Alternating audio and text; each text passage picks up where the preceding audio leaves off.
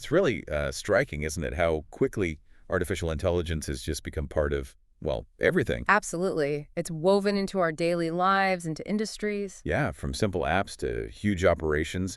It feels like it happened almost overnight. And the pace isn't slowing down, which, raises some big questions. Exactly. How we live, work, communicate, it's all changing so fast. And with that speed comes the need to think carefully about ethics, human rights, safety. Making sure it's used responsibly. Precisely. How do we ensure this amazing tech actually benefits us all safely? That's the challenge. Which brings us neatly to the EU AI Act. It feels like a major step, a big piece of legislation trying to grapple with this. It definitely is a forward-thinking framework, really. So that's what we want to get into today. Unpack it a bit. What is it? How does it work? And, well, why should we care? And we're really glad to have an expert from Fortanix joining us to help make sense of it all. Happy to be here. Great. So let's jump in. What's the fundamental idea behind this EU AI Act? Well, at its core, it's built on a pretty logical concept, a risk-based approach. Risk-based. Okay. Yeah, think of it like tiers.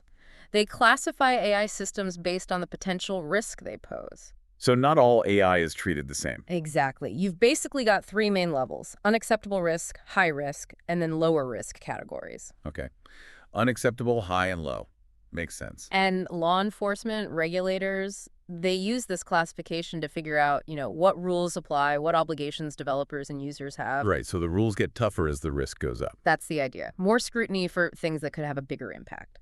So what falls into that unacceptable risk category?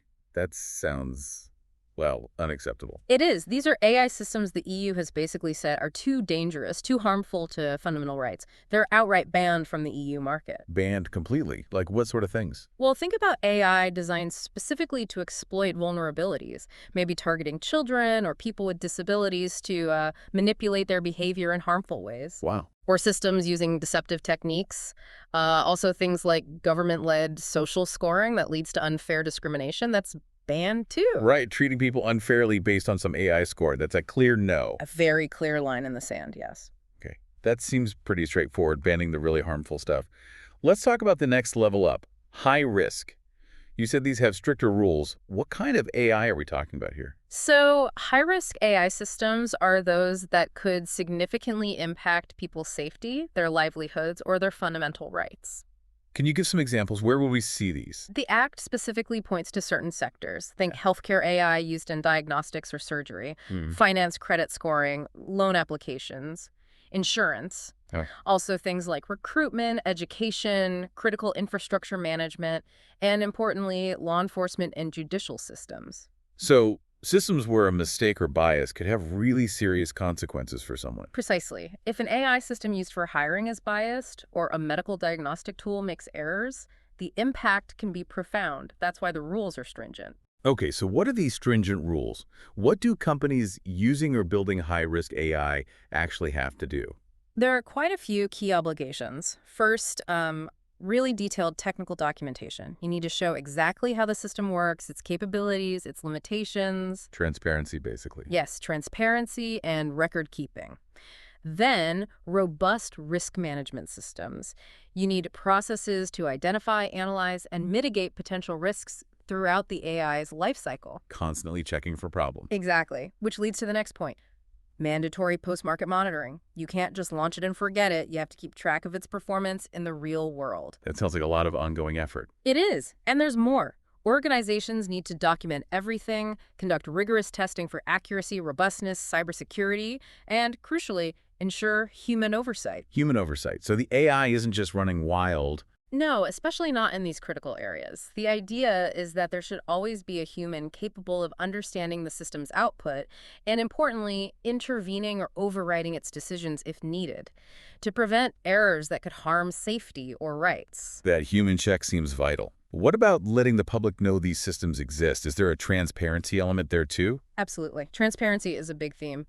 Developers of high-risk systems generally need to go through a conformity assessment, kind of an approval process. Right. And they have to register their systems in an EU-wide public database. So people can actually see what high-risk AI is being used. Yes, that's the goal. Plus, developers have a specific duty to assess how their AI impacts fundamental rights. They need to proactively think about preventing discrimination, ensuring fairness, protecting data. So it's not just about technical function, but societal impact too. Exactly. The EU's aim is really clear: foster an AI ecosystem built on trust, transparency, safety, and fairness. Okay, that covers high risk. Now, what about these big models we hear so much about, like the ones powering chatbots and other tools? General purpose AI. Right. General purpose AI models, or GPAI foundational models.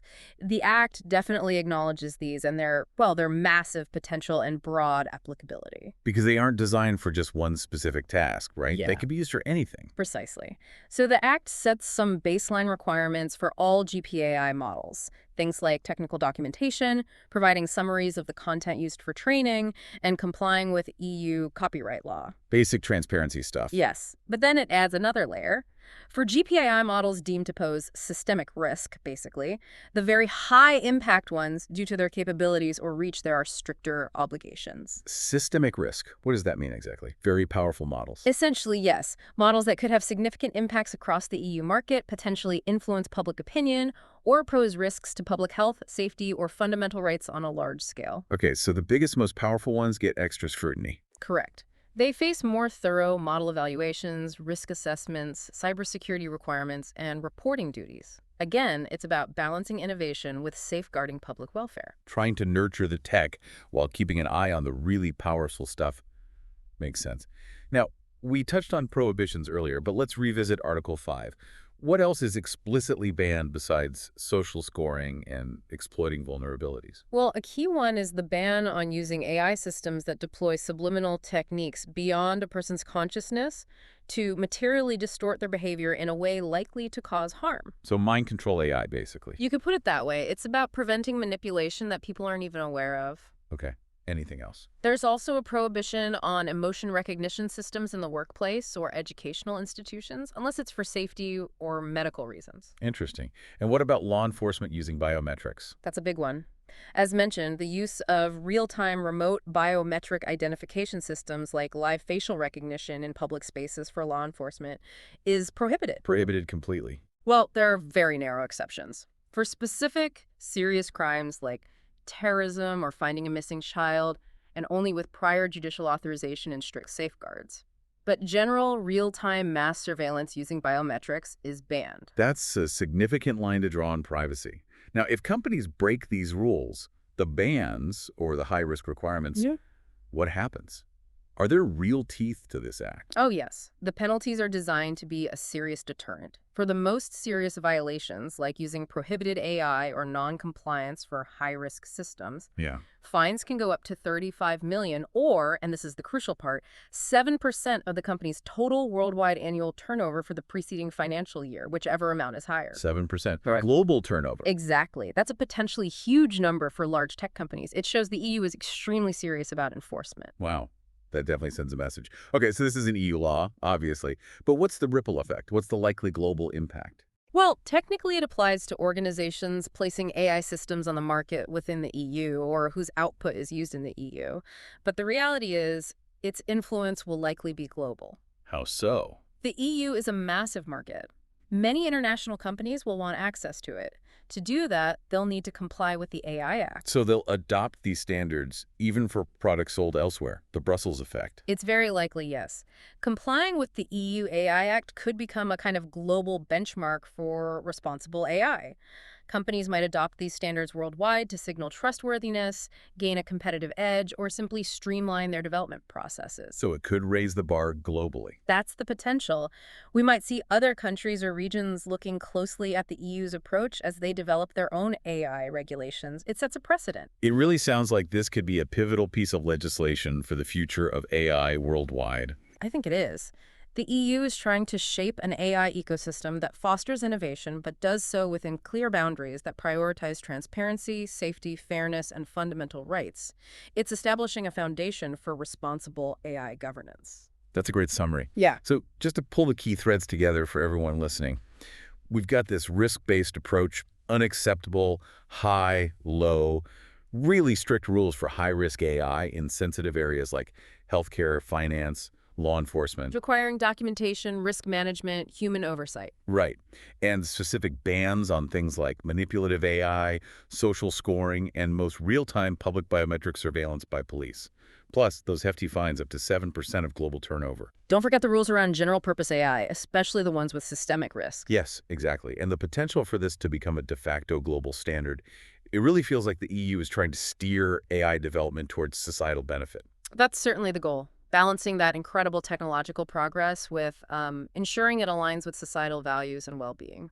It definitely gives us a lot to think about. And seeing the EU take such a proactive, comprehensive stance, well, it makes you wonder, doesn't it? How might similar rules evolve elsewhere? What's the long-term global picture going to look like for AI innovation versus regulation? That's the multi-billion-dollar question, isn't it? Finding that right balance globally. Indeed. A fascinating topic, and we really appreciate you walking us through the complexities of the EU AI Act today. My pleasure. It's certainly a critical development to watch.